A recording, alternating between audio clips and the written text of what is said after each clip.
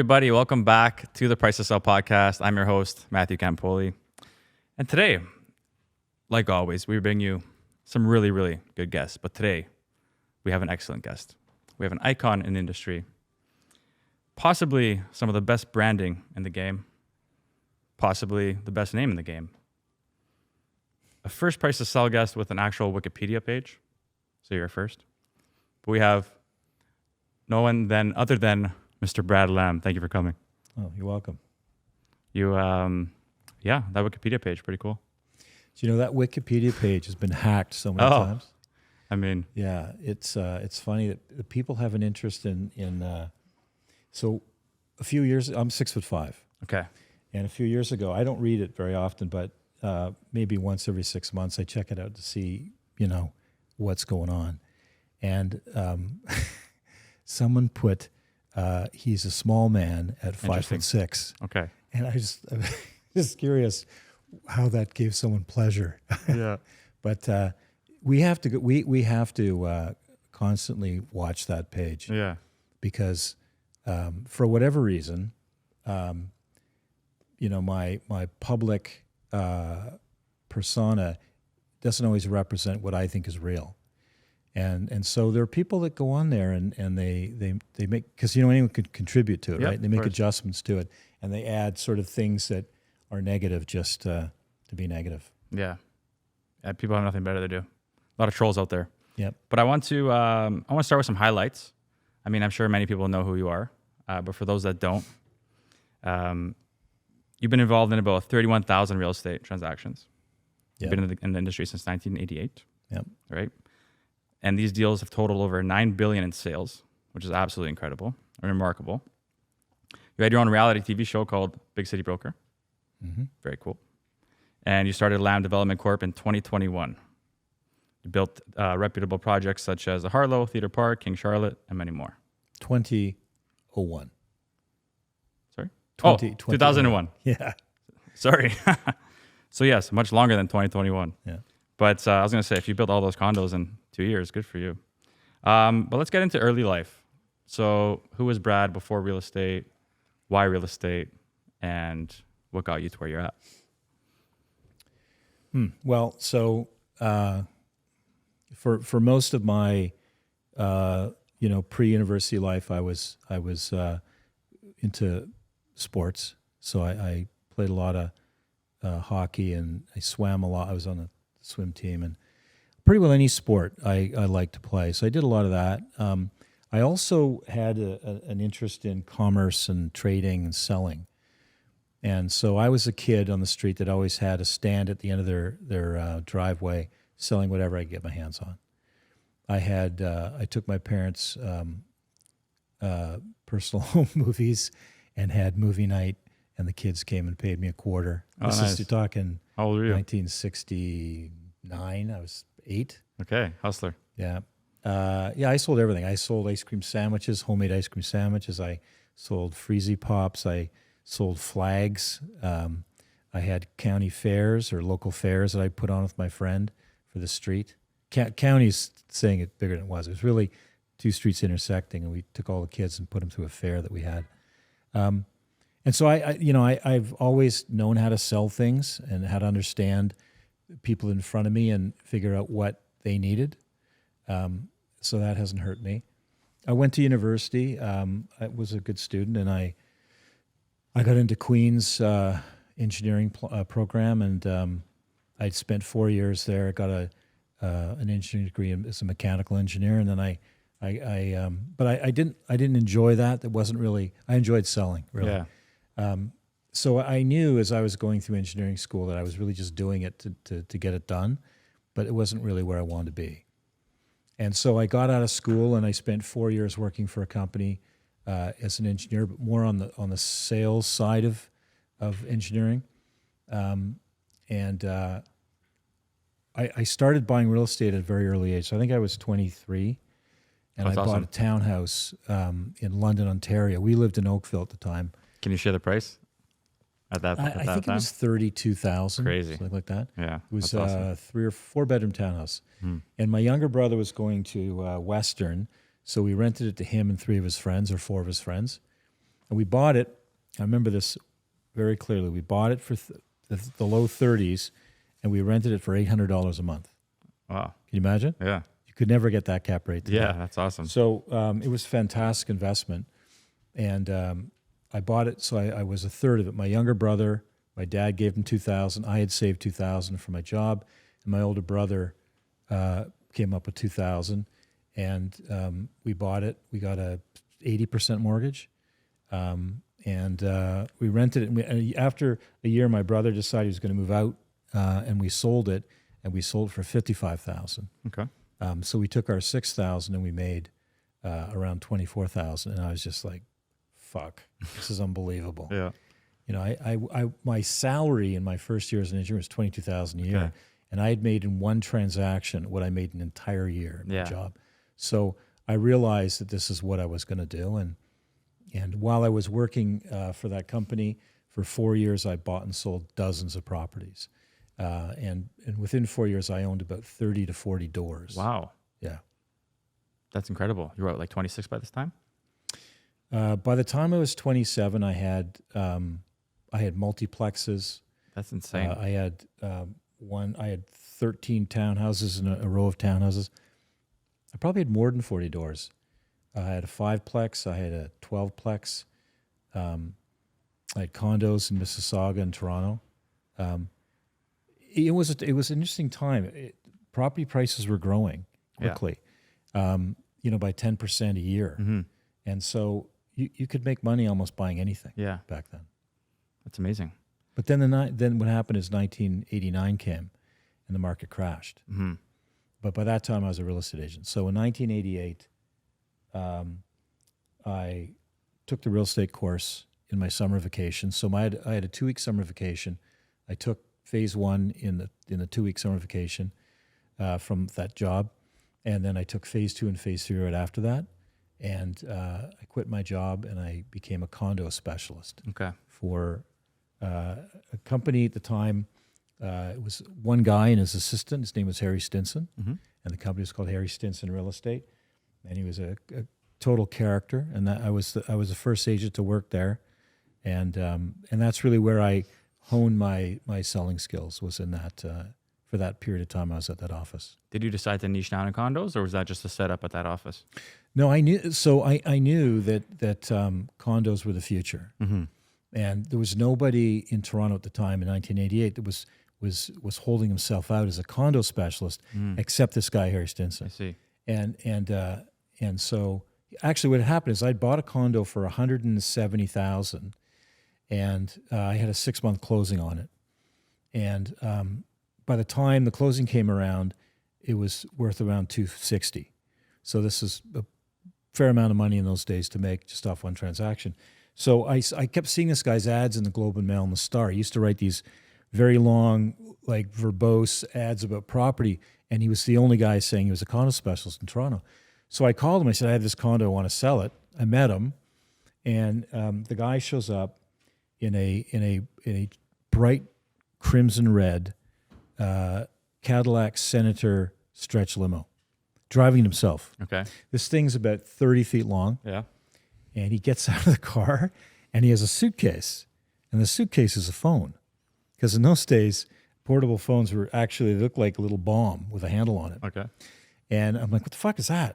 "It's my phone." I'm like, "What do you mean it's your phone?" "It's my phone. It's a portable phone." Yeah. I'd never seen one before. And the technology changed very quickly, let me tell you. Once that phone came out, then you had more smaller ones, handheld sets instead of flip phones and stuff. But anyway, he's wearing a tracksuit, a bright red tracksuit, and these massive kind of Nike like red. waffle shoe trainers. What a character this guy is. Interesting. And he sold my condo in a day for $255,000. And so that night, he also owned a restaurant. I said, "I'm going to get my real estate license and I'm going to work for you." He said, "Okay." And so that's what I did. 90 days later, I got my license. I worked for him, and that was the start of it. That's awesome. And you feel like, so he was a good mentor figure for you, I would imagine? In some ways. I mean, the thing about Harry, he's still around. He works in Hamilton now. He built his business to a successful business, but he was bored of selling real estate. I mean, back in those days, Harry was making, I became his partner 3 years into us meeting. There were about 40 agents in the office from just one. He was down the waterfront. We were doing phenomenal business. I was, 31, and I was making $1 million a year selling real estate. And Harry was making a bit more than that. We were partners, but he got revenue share from the agents, and him and I were just a team. Mm-hmm. And we dominated the real estate market. I mean, we had at any one time 200 listings. Wow. And maybe 150 rental listings. Mm-hmm. And we did, and this is when properties were like $120,000 to $200,000. Yeah. And we were the two guys that you went to buy and sell condos in Toronto. But what happened is that what happens when you make a lot of money in 1990, $1 million is a lot of money. It's like $4 or $5 million today. For sure. And, my thought was I want to continue doing this and getting better. And his thought was he wanted to be a developer. And I wasn't ready for that. So he started doing these, he tried, the candy factory was one of his projects that he tried and failed at. There was about a dozen of them. And every week there was another one, and it was taking his attention away from selling, which was what I was part of. Yeah. And I just had enough of it. I said, okay, I'm going to start my own company. Okay. So in 95, I worked there for about 7 years. In 95, I started Bradley Lamb Realty Inc. And really it was just because I wanted to focus on selling real estate. And so I got 4 agents together. And my father was one of them. That's cool. I hired 3 or 4 administrators. I got an office at the foot of Bay Street on the waterfront, and I started in 1995. It's incredible. So now fast forward, here we are today, 2023. Yeah. What does life look like for you? Well, in what sense? Just like everything. Since then, now obviously you have your brokerage, you have the development side. Well, I'll say this: when I was 35, when I started my own company, I had always said. Let me go a bit before that. So, I was 28 when I started in real estate, and after my first year, I made $200,000, and I thought I was a cock of the fucking walk. Yeah, yeah. And I was in the office. These 2 ladies were there, and they're saying, "So, Brad, what's next?" And I said, "Oh, listen, I'm going to be a millionaire at 30. I'm going to be worth $10 million at 40, $100 million at 50, $1 billion at 60, and $10 billion at 70. That's what I'm going to do." Like, that's impossible. How could you ever do that in real estate? Like, watch me. Mm-hmm. It's possible.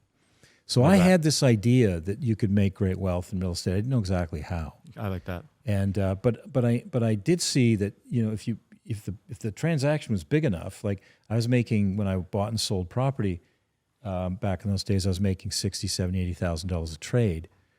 I thought, well, if they're bigger trades, then the proceeds will be bigger. So I just have to make more and larger trades. I didn't really think about developing. And then in 95, I got approached by a developer that asked me to sell. So the new development industry was dead. That recession was horrible. And this is one of the first projects conceived in the city since that recession had started. And this is what year? 95. Okay. Oh, 96. 96, 96, okay. yeah. So an ex-Olympia, New York employee, because Olympia, New York had more or less exploded, they were a very large Canadian real estate company. And he approached me and said, a friend of mine has been watching you and wants to know if you want to sell a new 24-unit condo project. And so I worked very hard to prove to them that I was the right company or guy for it. I sold that, and then another developer came to me and I sold that, and then it's kind of a dam broke, and I sold hundreds of projects for other people. And this is more of like inside sales at this point. Yeah, I represented the builder exclusively, and I would allow other brokers to sell, Nice. but I was tasked with selling. And I made anywhere from 1 3/4 to 2.5% on every transaction. Yeah, which is huge. Yeah, it is huge when you multiply it by Yeah. thousands of numbers. So my best year doing that, I did 1,400 new sales, and I the number was large, right? Mm-hmm. Made a lot of money, and I thought I'm going to try developing, because really at that point, when a developer bought a piece of land, they came to me, and it was hard to sell back then. I mean, you had to build expensive sales centers and spend a lot of money in the newspapers, and websites were just kind of a thing starting in the early 2000s. And we really spent a lot of money to entice people into our sales center. And then we had to staff it with lots of quality people to literally sell the stuff when people came in. Lots of model suites and models of the building and vignettes and all that stuff. And so, when they brought me a piece of land, they were relying on me to help them come up with what the building looked like. So I was kind of helping the architects in terms of visualizing what it needed to look like. I really worked on all the floor plans to make the floor plans perfect. And after doing that for 6 years and selling thousands of condos, I thought, I think I can do this myself. Mm-hmm. So I approached one of my partners and I suggested we develop in Ottawa, because at the time a company called Northern Telecom was killing it, and other Newbridge and other companies that were being spawned out of Ottawa. It was kind of our tech center for a while. I said, all these young tech workers have money. They want to buy condos. Let's build cool condos in Ottawa. I was just going to sell them. And then the guy I was working, it's called a company called Urban Capital. They're a big developer in Toronto now. They said, well, we'll only do it if you go in a third with us. Mm-hmm. So that's how I started developing. In 2001, I went in a third with them. We did buildings in Ottawa and Montreal. And then I kind of figured it out and said, okay, I'm going to do it myself. And I bought a piece of land at Spadina and King, and I did a building called Glass. And so fast forward to here now.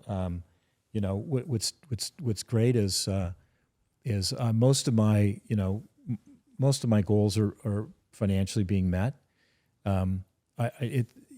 It's hard to believe. Sometimes it's hard to believe, where I've gotten to, really, because I think anybody, whether you ask a singer that's selling, a concert like the Sky Dome, but 3 years before they couldn't get arrested on Queen Street with a guitar, Yeah. I think anyone that achieves success, pinches himself every now and then and says, wow, what the fuck? This really happened. It didn't happen quickly. I'm 60, right? So it took 20 years. But we're now doing buildings and projects in the billions of dollars. And we're generating hundreds of millions of dollars a year in revenue. And we're managing, I'm managing a construction company that is building, 2,000 units at a time. And we're going to expand to 4,000 units at a time. And that construction company is going to do 12 projects. At any one time, we'll have 12 cranes in the sky. And we're expanding to other cities. And it is, I stop and think, I'm like, wow, it is every now and then a kind of a interesting thing to think about where I started and where I am today. Yeah. But for me, it's not an ending. It's still just a start. Yeah, that's incredible. And I feel like I really like how I kind of want to unpack your goals that you threw out there with confidence, right? And people are saying like, you're crazy. You can't. How can you achieve that? And you had no idea, right? I think there's like a secret sauce there. Yeah, there is. I'll tell you what it is. What it is that don't fucking listen to the noise. Yes. Everyone, listen, I remember when I was at a party and I told someone I was quitting my job as an engineer and getting my real estate license. They said, are you out of your fucking mind? My dad said, are you out of your fucking mind? My dad worked for me. When he finished with Air Canada as a pilot, my mother called me one day and said, your father wants to be a real estate agent. I said, oh, great. They're part of the golf course community in Oakville. He can sell big houses in Oakville. And then there's silence. I'm like, why is there silence on the phone? My mother goes, oh, no, Bradley. He doesn't want to work in Oakville. He only works downtown for you. I'm like, please no. Who wants their father working for them, right? Yeah. But I mean, my father worked for me for 10 years, from the age of 60 to 70.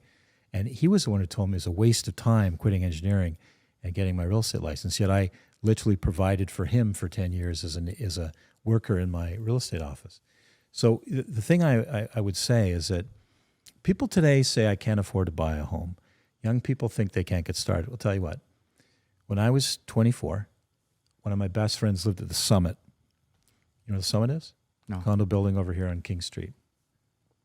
the hottest girls in this entire city lived in the Summit. Yeah. Because there was an outdoor pool. You got to remember, this is like 1984 and 85. Yeah.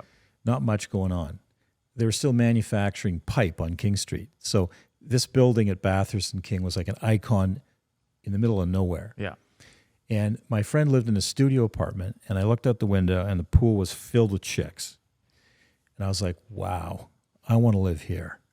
So I went home and I said to my dad, it was $900 a month, and I was making $24,000 a year. And I said to my dad, will you loan me money to live in this building downtown? It'd be so inspiring to me. And he goes, no, I won't lend you a penny. You got to make it all on your own. And so I looked at that and I thought, wow, I got to change my life. Not to be surrounded by chicks at a pool, but at that time I was living in my parents' house, saving money, and it motivated me to want to be and do and get out there and do something fantastic and like anyone. And so my point of it and all that was that I didn't have any money. I couldn't even rent an apartment for $800 a month, but I saved, and I got my brother and my younger brother, and we bought a townhouse, not in Oakville, not downtown, but in London, and we rented it, and we sold it. Then we bought 4 more, right?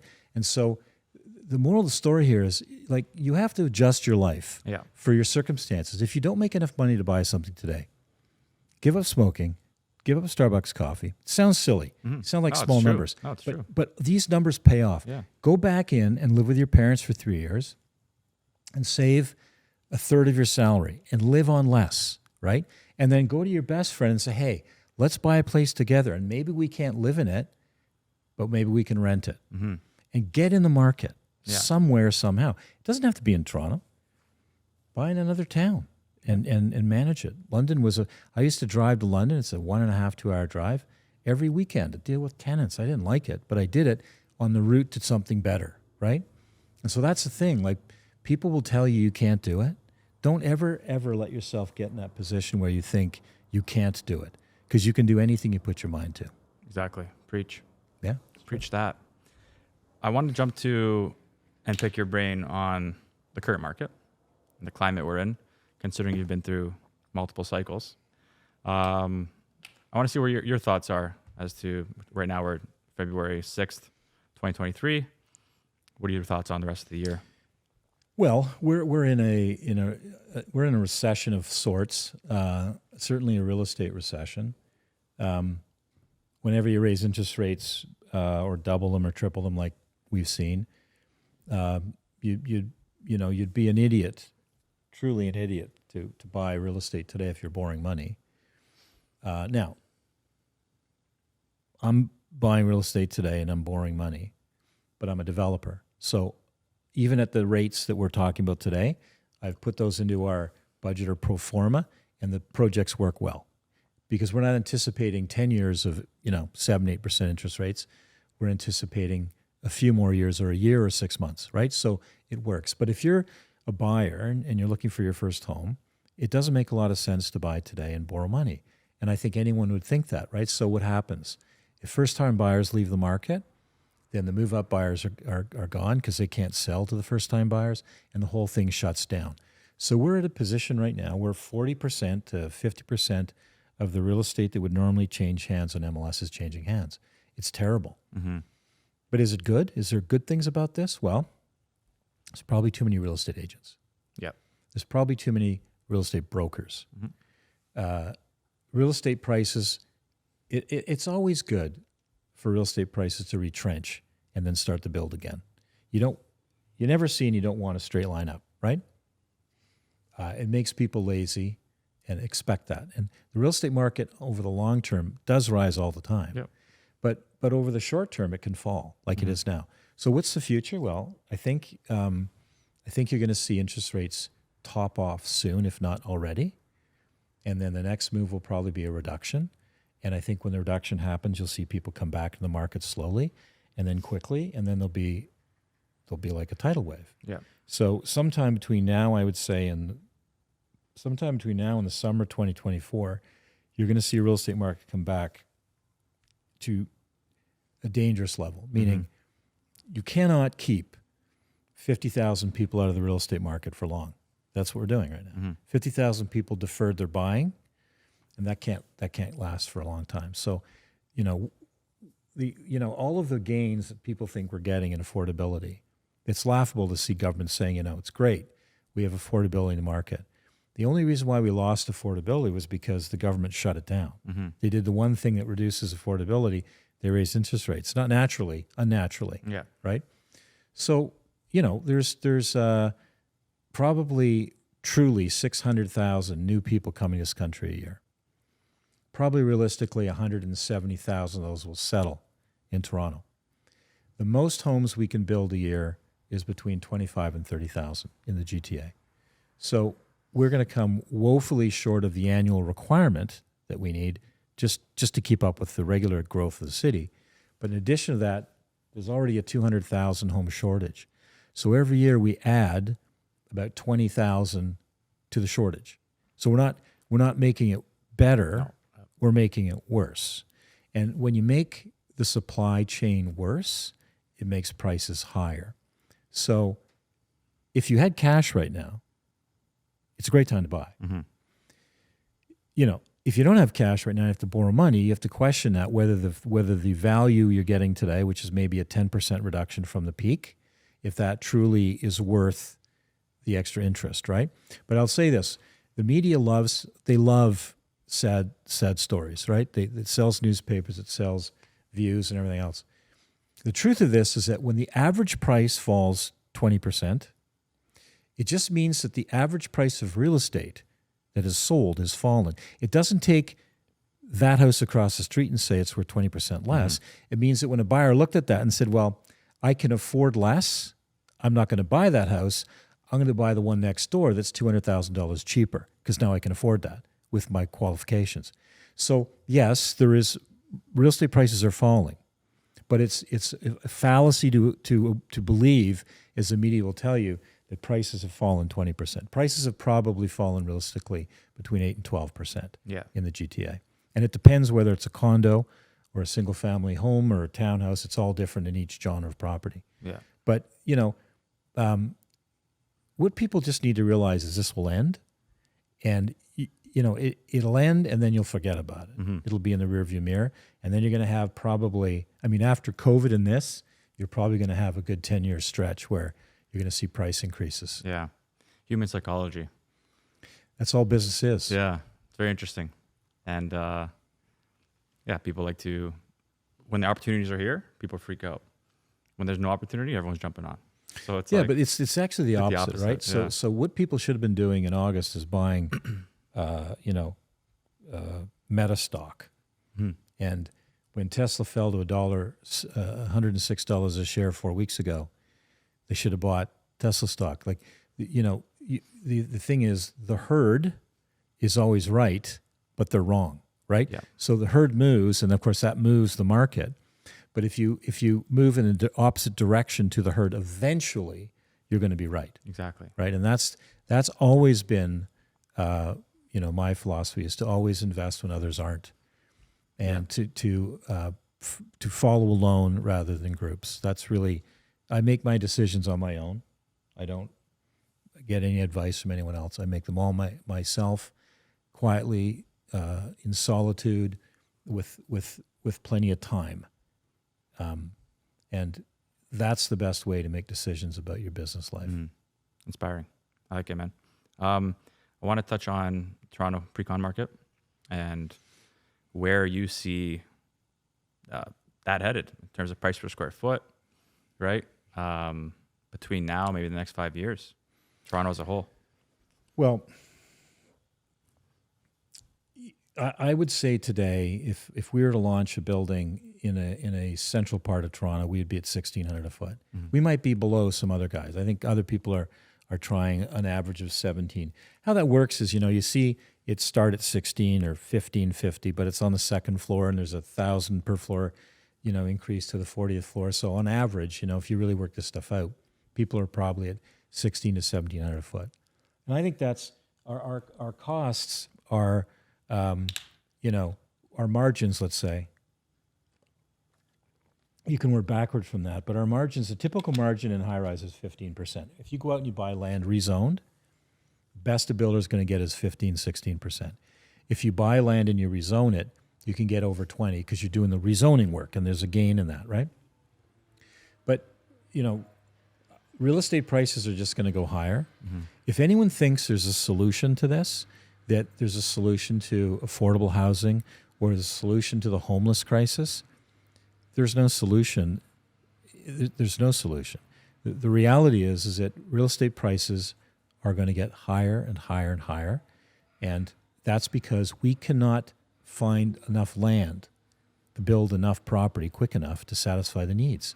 And no city can. If you go anywhere in the world that you want to live in, and on the front page is affordable housing and homeless people. And the only solution to homeless people is the government building homeless shelters. That's the only solution. There's no market fix for this, right? So my prediction really is that we'll be at $3,000 a foot in this city. I think 1,000 square foot apartment at $3 million is something I can see in the future, not too far off, maybe 10 years. Close to New York? Yeah, I mean, think about this. If you drive around Manhattan, there's not a lot of change happening in Manhattan. Drive around Chicago, even Miami, Dallas. But if you drive in on either side of the city, it's fucking unbelievable what's going on. Yeah. Like, it's unbelievable. There's no place in the world like this except China. And China's a state economy. There's more going on here than anywhere else in the world. And what's going to happen is this city will be a center of commerce and technology in the future, just by its sheer size.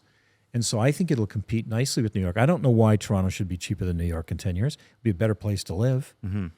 And so, the centers are going to be Dallas, Miami, New York, Los Angeles, Toronto. Those will be the 6 urban centers that matter in North America. And then probably, Mexico City and Mexico. But Toronto has an unbelievably great future if you look at it from the standpoint of wealth. Yeah. But if you look at it from the standpoint of housing people that can't afford housing, it's going to be a nightmare, and there's no fix for it. Yeah.